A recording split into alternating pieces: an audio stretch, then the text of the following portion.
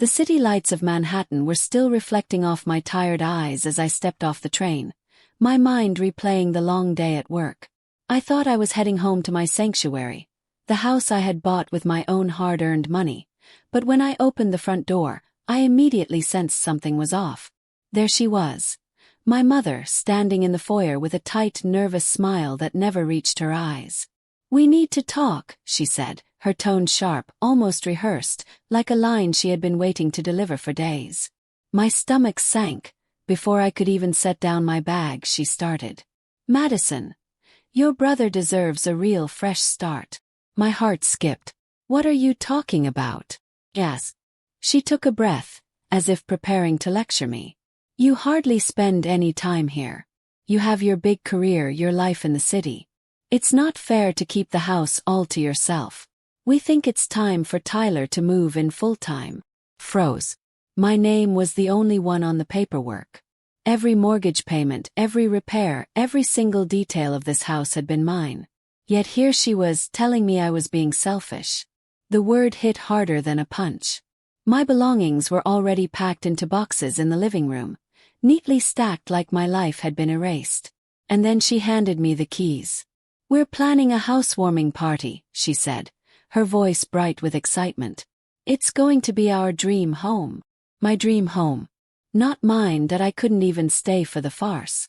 I left without a word, storming back to my apartment, a mix of disbelief and fury simmering inside me. Hours later, scrolling through social media, I found them. Photos of my mother and brother laughing in my kitchen, grilling in my backyard, and posing for selfies like it was all theirs. Captions boasted, "Our dream home after years of hard work." Comments poured in. Did Madison help with any of this? And her response? Not really. She was never around. Publicly erased, as if I had never existed in the space I had built with sweat and sacrifice, I slammed my laptop shut, staring at the ceiling in disbelief. But somewhere deep down a plan started forming. "So tell me, what would you do if the people you trusted most decided your life wasn't yours anymore?" Stick around, because that was the moment I decided karma needed a little push. The night my house and my trust was stolen became the night I realized this family was about to meet a reckoning they would never forget. Growing up, it should have been obvious that the night my mom kicked me out wasn't just a random act.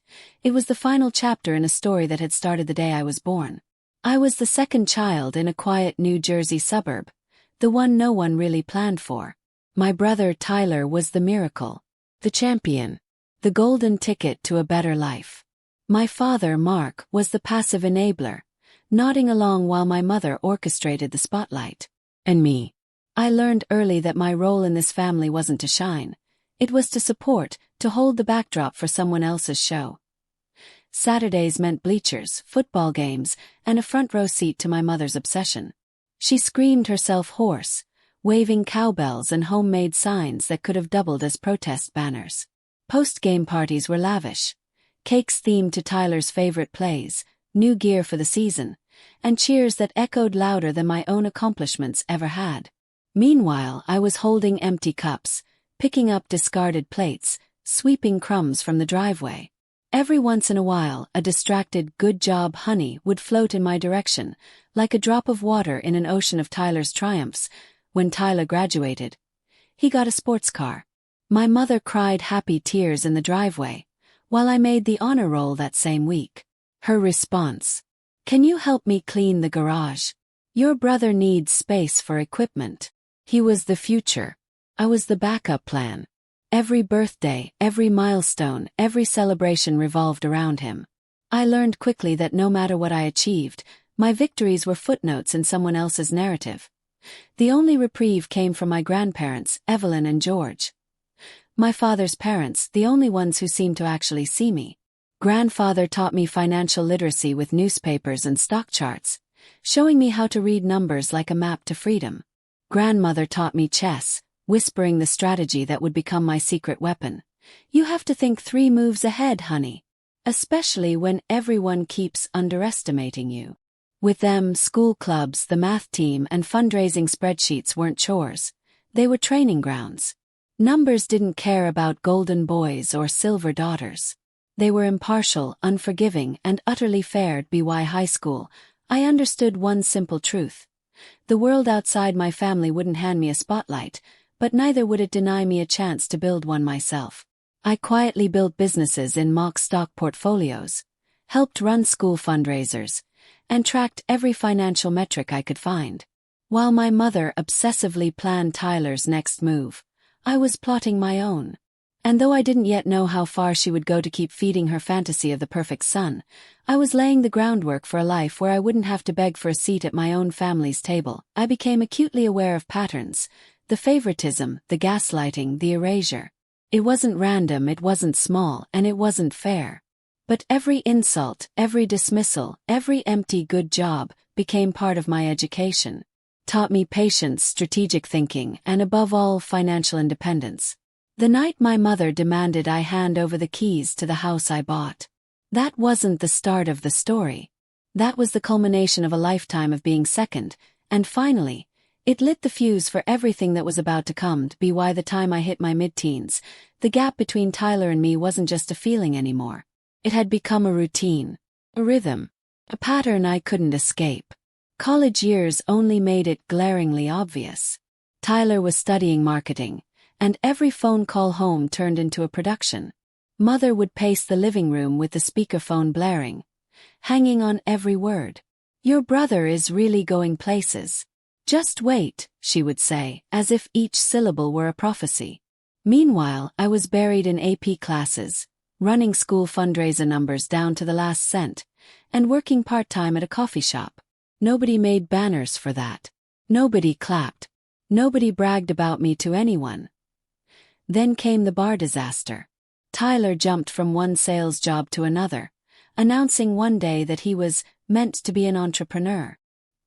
He and his friends had found an opportunity for a bar near campus, and my mother went into full mobilization mode. "This is it. This is his big break. We have to help him," she said, practically vibrating with excitement. Most of the family savings went into the venture, along with a line of credit against the house. Father looked uneasy but signed off, unable to say no. I stood at the edge of the room, watching silently, calculating risk, wondering how anyone could be so blind. Within a year, the bar imploded. Tyler drank more than he worked. Partners bailed. Profits never materialized. Yet, as predictable as clockwork, Mother blamed the economy, the location, the lazy partners, never Tyler. And we all paid for it. The financial fallout hit hard. Vacations were cancelled, house repairs postponed, and Mother picked up extra shifts at the office while Father took on weekend jobs. I ended up covering more hours at the coffee shop, tutoring on the side, and doing almost all of the housework. "Tyler is under so much stress. Let him focus," Mother said. "You're good with numbers. You'll be fine." Meanwhile, I balanced spreadsheets while Tyler nursed his failure. I brought home math competition certificates. She glanced at them, then said, "Can you clean out the garage? Tyler needs it for bar equipment." How do you love someone so much you're willing to set your whole life on fire, while barely noticing the kid who is actually trying to help? Grandparents remained my anchor. Grandfather reminded me, "You're doing what your parents should have done. You're building a cushion. Don't let anyone guilt you out of protecting yourself," he warned. Grandmother's voice echoed, "You don't have to stay in a place that doesn't value you just because you were born into it." Between late-night scholarship applications, essay writing, and financial planning, I quietly carved a path for myself, while Mother scrolled endlessly through Tyler's next big idea. When NYU came through with acceptance, financial aid, and a finance scholarship, it felt like the first real validation I'd ever received. One that had nothing to do with a golden boy, a house, or anyone else's fantasy of success. Through it all, I learned something vital. You can be overlooked, undervalued, and underestimated, but if you protect your own foundation, you can survive and eventually thrive. Tyler's failures were not mine to fix, but watching him crash repeatedly only sharpened my resolve to never be erased from my own story. When I told my mother I had been accepted to NYU, her first reaction wasn't pride. It was panic. "New York is so far. Who's going to help us? What about your brother?" I pushed back for the first time. Maybe this time he can help you.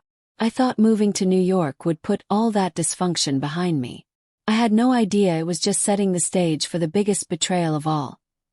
Stepping onto the NYU campus felt like landing on another planet.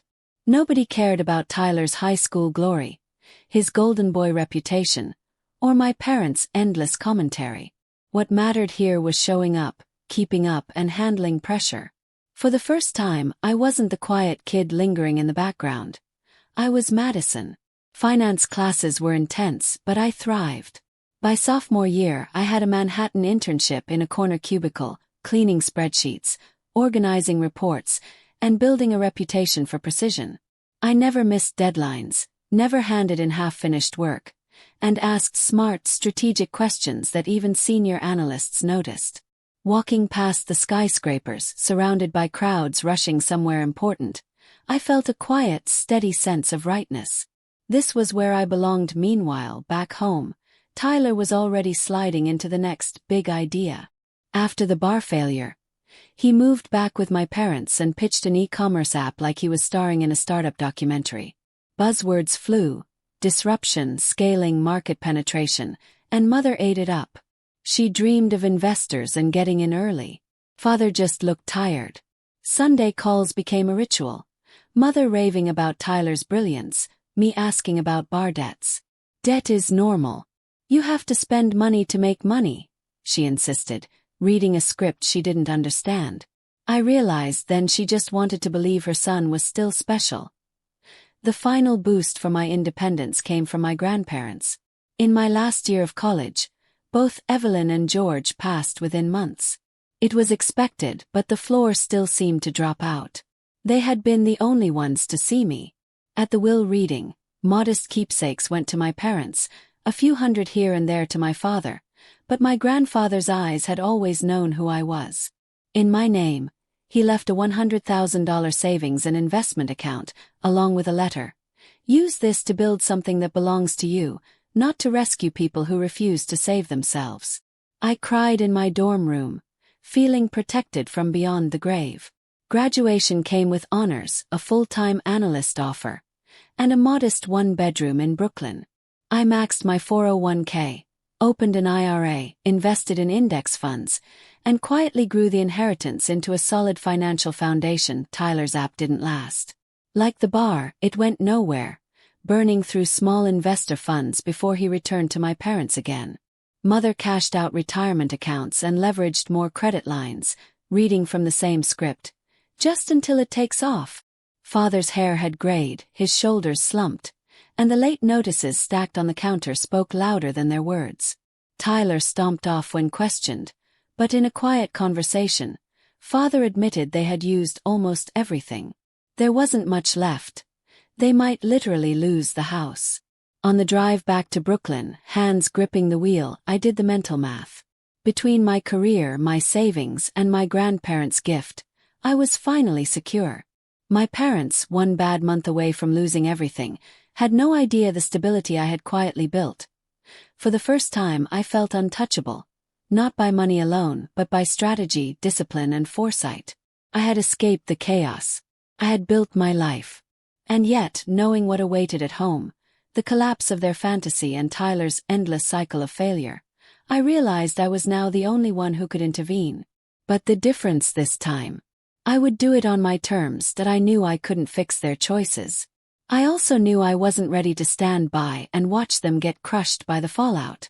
I just didn't realize that trying to help would give them the perfect excuse to erase my contribution. It started on a rainy Sunday. I drove to New Jersey, expecting a typical weekend check-in. Instead, I found my mother sitting at the kitchen table, stacks of unopened envelopes scattered around her like she was organizing coupons. Her face was tight with anxiety, her hands twitching as she fumbled to hide a notice. Picked one up. My stomach sank. A bank notice. Delinquent payments, possible foreclosure. The house we had refinanced repeatedly to support Tyler's dreams was literally hanging by a thread. Father sat slouched, staring into his coffee as if the mug contained answers he didn't want to see. Tyler was nowhere. Mother tried to brush it off. Just a scare tactic. We'll catch up. Your brother is close to landing something big. Father didn't argue.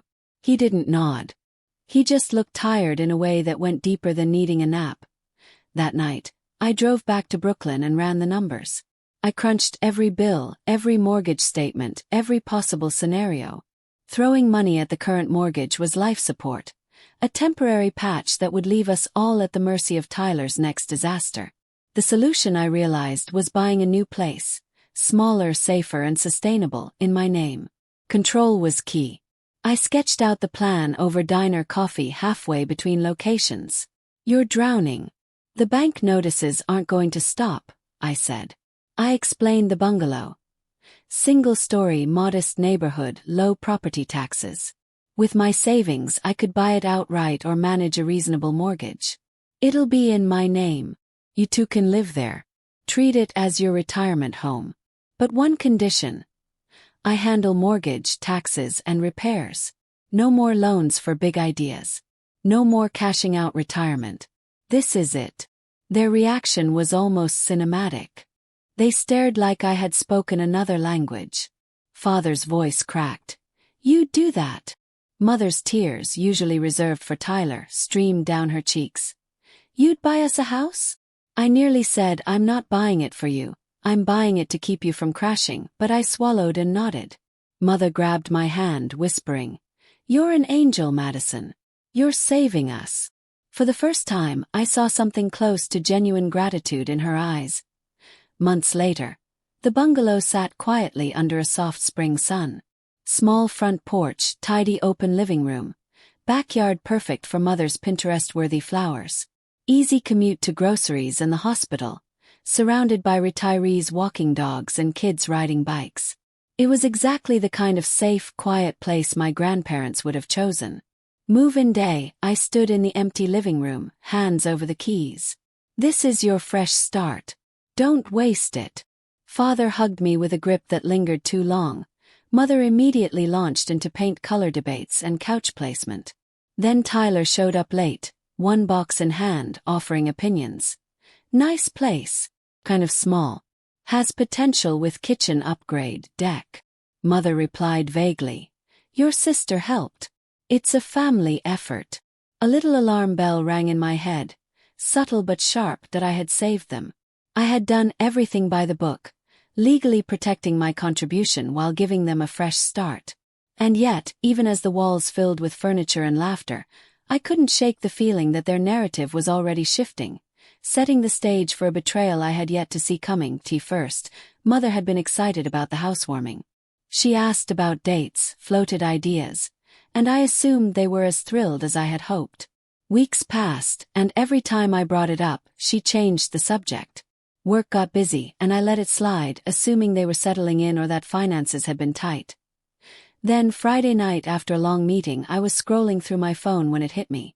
Tyler's post appeared, tagged with Mother, old friends, and hometown acquaintances. Him, leaning on my kitchen island with a beer and a grin, captioned, "So grateful to finally move my parents into our dream home after years of hard work and sacrifice. Couldn't have done it without persistence and faith." Photos showed the backyard strung with lights, a grill smoking, laughter echoing across the yard. Mother and Tyler held a home sweet home sign like they had signed the mortgage themselves. Comments poured in. "You're such a good son. Really stepping up for your parents." Someone asked, "Did your sister help too?" Tyler ignored it. Mother's reply stung like a dagger. "Not really. She's never around, always busy with her own life. This was mostly on us and Tyler." It wasn't just that they lied. It was how easily they erased me that I went from hurt to ice cold. Grabbing my keys, I drove back to New Jersey. Music thumped from the backyard. The glow of party lights bouncing off the wet street. Cars lined the road, laughter spilling out. I slipped through the side gate, unnoticed at first. Tyler stood at the grill, holding court, retelling stories about grinding and never giving up on family. Mother lingered near the patio, raving, "We're just so proud we finally bought this place." A neighbor asked if I had helped. Mother laughed. "You know how it is. She has her Wall Street life. She never really helped. Tyler's the one who stepped up." I stepped into the middle of the circle. Conversations stopped. Silence fell like a curtain. "That's funny," I said. "Because as far as I remember, I wired 6 figures to make this house happen." I held up the closing statement. "See whose name is on it." No co-owner, no co-signer, just me. Father hovered, a mixture of shame and relief in his posture. Mother opened her mouth, tried to claim they deserve a home, and that Tyler needed stability. Cut her off. "You were just pretending. Pretending you bought this. Pretending Tyler sacrificed anything." Then I addressed the crowd, laying out the full story. The old house hanging by a thread, Tyler's failures, the money I had wired, and the fact that I had saved them all from foreclosure. Tyler scoffed. "You're being dramatic. Family matter." I smiled, ice in my veins. "Party's over. Everyone who is not on the mortgage, leave my property now." Slowly, people shuffled out, gathering belongings, avoiding eye contact. I stood in the middle of my living room, the rain from weeks ago still fresh in my mind, knowing for the first time that my contribution could no longer be ignored or erased. The morning after, the backyard looked abandoned. String lights still glowed over empty plates. Music hummed softly with no one left to hear it. It looked less like a celebration and more like the aftermath of a storm. Mother's first words when I walked in were sharp. "You're going to regret this. You're turning your back on your own family." I met her gaze, calm but firm. "No, I'm turning my back on being used. There's a difference." For the first time in my life, they didn't look powerful or special. They just looked small. I returned with a folder of documents. The kitchen was silent, awkward, heavy with the quiet of a night spent nursing pride and shame. Tyler was nowhere. He didn't want to be there for the hangover. I laid out the deed to the new bungalow, mortgage statements, letters from the bank about the old house, and a full debt breakdown. "Here's where we really are," I said. The old house foreclosure notice wasn't a scare tactic. It was a countdown. "This place," I continued, "is in my name. I bought it with my money." Mother's defense came out awkwardly. "I was just embarrassed. We don't need everyone knowing our business." What was I supposed to say? That our daughter had to rescue us? I shook my head. "You didn't have to lie. You didn't have to erase me." Father asked quietly, "What happens now?" I laid out my terms. 90 days notice, sell what you don't need, find an affordable apartment, work with a financial advisor. I would cover the first month and security deposit. "But I am done being your safety net while you rewrite me out of your life." The reactions were telling. Mother, heartless and ungrateful, spat accusations. Money changed me, I was cold. But her words fell flat, exposed as the tool she had always used to control me. Father nodded slowly, eyes wet. "We did this. We made these choices." Tyler returned a week later, righteous indignation written all over him. By then, the realtor had met, and the house was on the market. "You can't take this from Mom and Dad," he yelled. "I can't take what they never owned, and you don't get to cash in on my hard work," I shot back. Word spread fast. Some at the party quietly unfriended Mother. Others called me to say they were proud. Tyler went silent on social media. Months later, he resurfaced with a different tone, late shifts, humble beginnings, and no glossy entrepreneur persona. The old house foreclosure completed. No more warnings, only final notices. My parents lost it completely, ending up in a cramped 2-bedroom apartment in a less than ideal part of town. Thin walls, overflowing dumpsters, loud neighbors. Mother hated everything. Noise, lack of light, lack of space for plants, but never blamed herself. Tyler bounced between jobs. Physical work, low-level service positions, the kind he would have laughed at during his born-to-be-a-CEO days. For the first time, no one was calling him a prodigy. He was just another guy dragging himself through long shifts, paying bills one paycheck at a time. I closed on the bungalow sale and, after covering the mortgage and fees, invested the profit. I boosted my retirement accounts, diversified my portfolio, and set aside a chunk for a future home that would belong only to me, or to any family I chose on my own terms. Therapy became a nightly routine. Walking away from your parents doesn't come without scars. Nights of crying weren't for regret, but for grieving the family I never actually had. Mother's emails and voicemails swung between guilt trips and non-apologies. We're family. We make mistakes. Don't you think you went too far? I never responded. But I kept one email from father. I'm sorry I didn't protect you the way I should have. You deserved better. I hope you build the life your grandparents knew you could. On days when doubt crept in, I read it and remembered who I was, and who I had worked to become. The storm had passed. The house, the financial security, the independence, they were mine. Justice had landed, consequences had been felt, and for the first time, freedom wasn't a dream. It was reality, and it was all because I finally decided I would never let anyone erase me again. The biggest lesson I learned: family doesn't automatically earn the right to your sanity, your money, or your future just because they gave you a last name. Love without respect isn't love. It's control dressed up as obligation. Being the good child doesn't mean sacrificing yourself so everyone else can stay comfortable in their bad decisions. For years I thought it did. For years I believed that keeping the peace and bending to their whims was the right thing to do. But it wasn't. It was a trap. Sometimes the most loving thing you can do is walk away and build something better from scratch. My grandparents were right. You cannot save people who refuse to save themselves. But you can choose to save you. That choice isn't selfish. It's survival. It's the quiet strength that allows you to protect your life, your finances, and your future from the chaos of others. Have you ever had to cut off a toxic parent or sibling to protect your own life? I won't lie, it's not easy and it's not pretty. There are nights you cry, nights you grieve the family you never really had, and moments of doubt when guilt creeps in. But sometimes it's the only way to make sure your story doesn't end with you being the one left out of the home you paid for, the one whose hard work is rewritten, whose sacrifices are erased, and whose dreams are postponed forever. And that's why, even now, when people ask me what I would do differently, I tell them,